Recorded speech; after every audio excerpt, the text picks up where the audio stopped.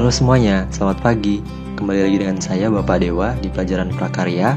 Nah, sekarang kita bakal ngebahas tentang kerajinan tekstil. Kalau sebelumnya kita udah bahas seratnya atau asal-muasal dari tekstil ini, sekarang kita bahas si tekstilnya. Nah, sebelum menonton, sebaiknya kalian cuci tangan kalian terlebih dahulu untuk memutus rantai penyebaran COVID-19. Oke, kita mulai dari tujuan pembelajarannya. Jadi, setelah menyimak penjelasan dalam video ini, kalian itu diharapkan dapat menjelaskan fungsi, prinsip, perancangan, pembuatan, dan penyajian produk kerajinan dari bahan serat dan tekstil yang kreatif dan inovatif. Nah, setelah itu, kalian juga diharapkan mampu membuat produk kerajinan yang kreatif dan inovatif sesuai dengan potensi daerah setempat. Gitu. Nah, terus di sini sebelum kita masuk ke materinya, kita bahas dulu definisi dari tekstil. Jadi tekstil itu adalah material fleksibel yang terbuat dari tenunan benang. Nah, tekstil ini dibentuk dengan cara penyulaman, bisa penjahitan juga, pengikatan, dan cara pressing. Jadi istilah tekstil dalam pemakaian sehari-hari sering disebut dengan istilah kain. Jadi tekstil sama kain itu kurang lebih sama. Gitu. Oke, kita lanjut ke fungsi kerajinan tekstil. Jadi fungsi pertama itu adalah fungsi penghias. Jadi kerajinan yang dibuat itu semata-mata sebagai hiasan pada suatu benda atau sebagai pajangan suatu ruangan dan tidak memiliki makna tertentu selain sebagai penghiasan. Jadi cuman hiasan aja gitulah. Contohnya kayak misalkan hiasan dinding. Di sini kita punya, nah ini hiasan dinding, di sini juga hiasan dinding dari batik gitu kan. Oke, selanjutnya itu ada fungsi sebagai benda pakai. Jadi kerajinan yang dibuat itu berdasarkan tujuan untuk digunakan sebagai kebutuhan sehari-hari.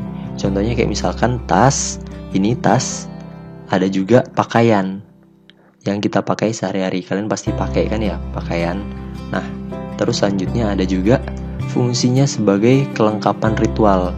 Jadi di sini kerajinan yang mengandung simbol-simbol tertentu dan berfungsi sebagai benda magis berkaitan dengan kepercayaan dan spiritual. Contohnya kayak misalkan ini disebut sebagai kain ulos. Itu biasanya ada di daerah di suku Batak, biasanya dipakai di acara-acara kayak misalkan pernikahan atau acara-acara kematian kayak gitu, peringatan kematian kayak gitu, pokoknya di acara-acara khusus. Selanjutnya itu ada sebagai fungsi simbolik. Jadi di sini tuh kerajinan tekstil tradisional itu selain sebagai hiasan juga melambangkan suatu nilai-nilai spiritual. Contohnya kayak misalkan Sindelio. Sindelio ini dari Nusa Tenggara.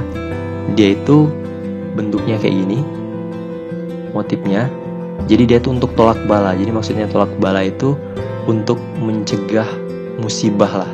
Jadi semoga aja dengan memasang kain ini atau dengan menggunakan kain ini, orang yang memakainya itu tidak terkena suatu musibah kayak gitu. Itu sebagai fungsi simbolik. Nah, oke, selanjutnya yang kita bahas di sini adalah tentang prinsip kerajinan tekstil. Itu gimana sih? Jadi yang pertama prinsipnya itu adalah keunikan bahan kerajinan. Jadi bahan dasar yang digunakan sebagai kerajinan itu bisa dari bahan alam buatan, limbah organik, dan bahan limbah anorganik.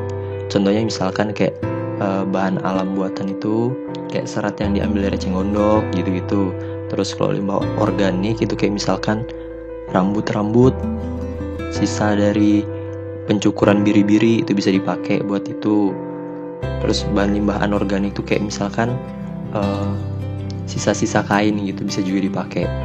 Terus yang kedua itu adalah tentang keterampilan tangan. Jadi maksudnya itu adalah kesadaran seorang perajin untuk menghasilkan sesuatu yang berkualitas disertai kepekaan terhadap apa yang terpaut dengan perkakas tersebut.